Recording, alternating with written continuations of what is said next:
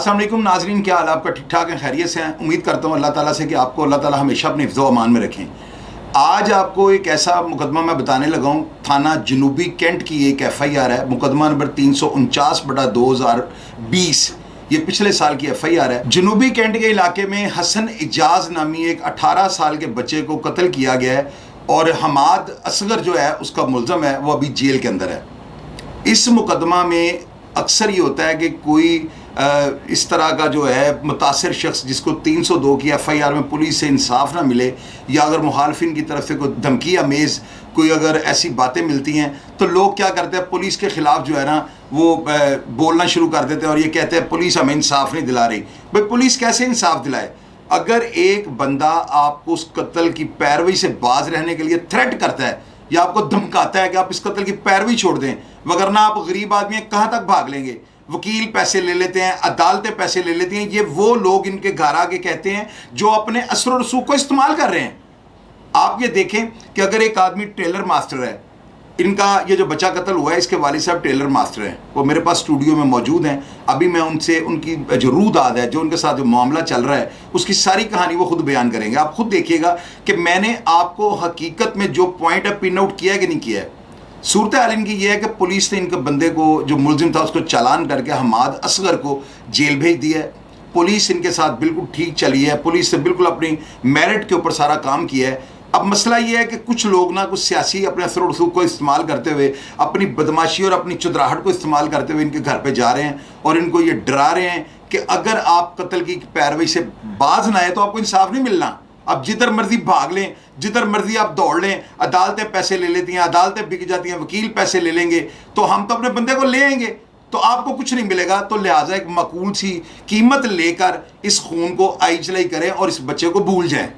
अब आप मुझे ये बताएं, अगर एक आदमी गरीब है और उसका बच्चा अगर कत्ल हो जाता है तो क्या हुकूमत उसको इंसाफ दिलाने की जिम्मेदार नहीं?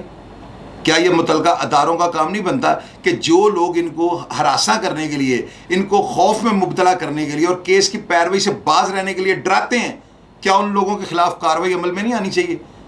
मैं तो ये कहूँगा कि CCPO साहब इतने दबंग अफसर हैं कि अल्हम्दुलिल्लाह, मैं तो हैरान हूँ कि उनके होते हुए ये इतनी जुर्रत कौन कर गया कि मुद्दई को जाकर डरा रहे हैं कि आप केस की पैरवी छोड़ दें। ये लोग बेचारे एक टाइम का खाना इनके पास है और दूसरे टाइम का खाना भी नहीं।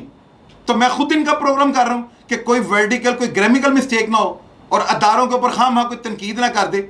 मैं इसलिए इस प्रोग्राम को खुद मैनेज किया है, सारी सूरत हाल बताने के लिए और आप तक पहुंचाने के लिए। मैं इनके वालिद साहब को बाकायदा तौर पे ये कहूँगा कि वो अपनी रूदाद अपनी ज़ुबानी सुनाएं। मेरा नाम मोहम्मद इजाज़ है। मैं सर दर्जियों का काम करता हूँ, टेलरिंग मास्टर। मैं किसी के पास काम करता हूँ। मैं पुलिस की कार्रवाई से मुतमईन हूँ, लेकिन मुझे डराया जा रहा है दूसरी पार्टियों से जो साब हैसियत हैं। मैं एक्चुअली गरीब आदमी हूँ, रेंट पे रहता हूँ, 3 बेटी हैं मेरी। वो मुझे कत्ल की भी कह रहे हैं कि धमकियाँ दे रहे हैं और सुलह की भी कह रहे हैं, अगर सुलह नहीं करोगे तो हमारे पास बहुत से रास्ते हैं, हम अदालतें ख़रीद सकते हैं, वकील ख़रीद सकते हैं, बहुत कुछ कहते हैं मुझे। लेकिन मैंने अल्लाह पे छोड़ी हुई है और आपके पास तशरीफ़ इसलिए लाया हूँ कि आप इंसाफ दिलवाते हैं गरीब आदमियों को, इसीलिए मैं आपके पास आया हूँ। और मेरी दरख्वास्त भी यही है कि आप मेरी ये आवाज़ आगे तक पहुँचाएँगे और इंशाअल्लाह पहुँचाएँगे। साबित हैसियत शख्सियात हैं, वो नामवर लोग हैं वो। मैं सर गरीब आदमी हूँ, मैं इन लोगों का मुकाबला नहीं कर सकता। वो अच्छे हैं और तामन किया हमारे साथ, जब भी जाते हैं अच्छे तामन करते हैं। पर सर इन्होंने बहुत गलत कहा रहे हैं कि अपना केस वापस लें, नहीं तो तुम्हारा नुकसान होगा, ये होगा। जब भी बाहर निकलते हैं कोई ना कोई बातें करते हैं, बुरा मल्ला उनका है, बाजी ऐसे हो जाएगा, तुम ऐसे करो, वो छूट के आ गया है, कोई कह रहा छूट रहा है, कोई कह रहा कुछ, बहुत बातें कह रहे हैं हमें। मैं प्रोग्राम देखती रहती हूँ, आपका प्रोग्राम जब देखा मेरे दिल को बोल लगा, मैंने कहा जैसे मर्जी सर का मैं पास जाऊंगी।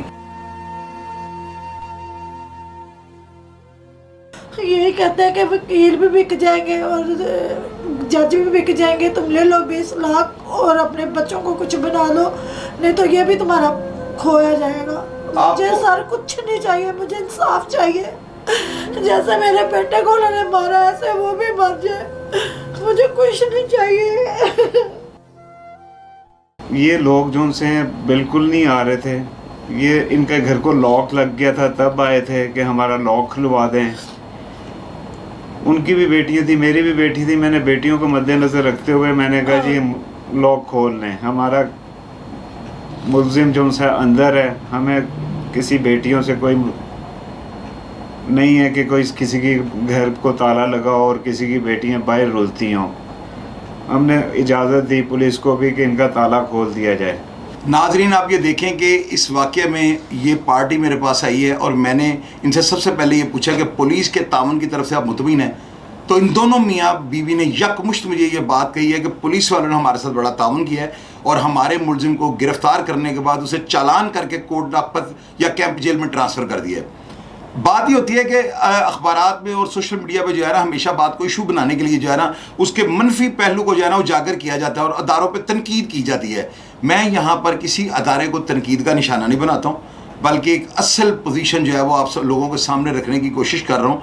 यार, इनको डराया जा रहा है और खुदा न खास्ता वो लोग बारसू हैं और आगे इनको 20 लाख रुपए की ऑफर दे रहे हैं कि 20 लाख रुपए ले लो वरना ये पैसे अदालत और कोर्ट की नज़र हो जाएंगे और बंदा तो हमने फिर छुड़वा लेना है। क्या ये ताकतवर का कानून हो रहा है और गरीब आदमी का कानून हो रहा है? अगर मियाँ नवाज शरीफ या कोई सियासतदान पकड़ा जाता है उसको सहूलतें मिल जाती हैं, या अगर कोई गरीब आदमी किसी का बच्चा कत्ल हो जाए तो उसको थ्रेट किया जाता है। ये हालात जो है ना, हमारा मुल्क किस तरफ जा रहा है। मैं CCPO साहब को ये बात कहूँगा कि इनके जो है तहफ़्फ़ुज़ को यकीनी बनाएं और इनको ये तहफ़्फ़ुज़ फराहम करें कि कोई भी शख्स इनको डराने की कोशिश ना करे। देखें, ये कितना सादा शख्स है कि जो कह रहा है कि मेरे पास जब कत्ल हुआ है तो उसके वारिस आए और उन्होंने कहा ये हमारे घर को पुलिस वालों ने ताले लगाए हुए हैं, तो मेहरबानी करके जो है ना हमारे ताले जो है ना खुलवा दें। तो इस शरीफ आदमी ने ज़हन में ये सोचा कि यार जिस लड़के ने नुकसान किया था वो तो जेल में, तो घर वालों का क्या कसूर है। इस बंदे की सोच आप देखें, इसने उनका घर के लॉक भी खुलवा दिए, हालांकि पुलिस इनको कह रही थी इनका दरवाज़ा बंद रहने से लड़ाई होगी दोबारा, आप इनके नेक्स्ट डोर नेबर हैं। इसके बावजूद आप देखें इस माँ की जो चीखो पुकार है, क्या ये अर्शों पे जाकर नहीं टकराएगी? मुझे आप बताएं। इस औरत को रोता देखकर मेरी अपनी आंखों में जो नमी आ गई है। यार, कितना जुल्म है कि एक बंदे को मार के साथ आप उसको कह रहे हो कि तुसी पैसे नहीं लवोगे तो मेरा मतलब अदालत दे देंगे। यार, ये किस तरह की जहालत है? एक कमजोर को इतना ही कमजोर समझा जा रहा है। मैं हुकाम बाला से खास करके CCPO गुलाम महमूद डोगर साहब ये अपील करूंगा कि इन गरीबों के तहफ़्फ़ुज़ को यकीनी बनाएं और इनको इंसाफ फराहम करने की कोशिश करें। और ये बेचारा जिसको धमकी मिलेगी वो सारा दिन काम कर सकेगा? इससे तो कैंची नहीं चलेगी बेचारे से, इससे तो बखियारी भरा जाएगा, इससे वो त्रोपे नहीं लगेंगे। यार, इन बेचारे गरीबों का जो है ना, इनके बारे में CCPO साहब को जो है लाजमी एक्शन लेना चाहिए और उन लोगों को थानों में बुला कर उनसे पूछे भाई इनको क्यों डरा रहे हैं, और इनको ये इंसाफ देने के बाद जो है ना इंसाफ का बोल बाला करें। मुझे अपनी अदलिया से, मुझे अपनी पुलिस से 100% इंसाफ की तवक्को है।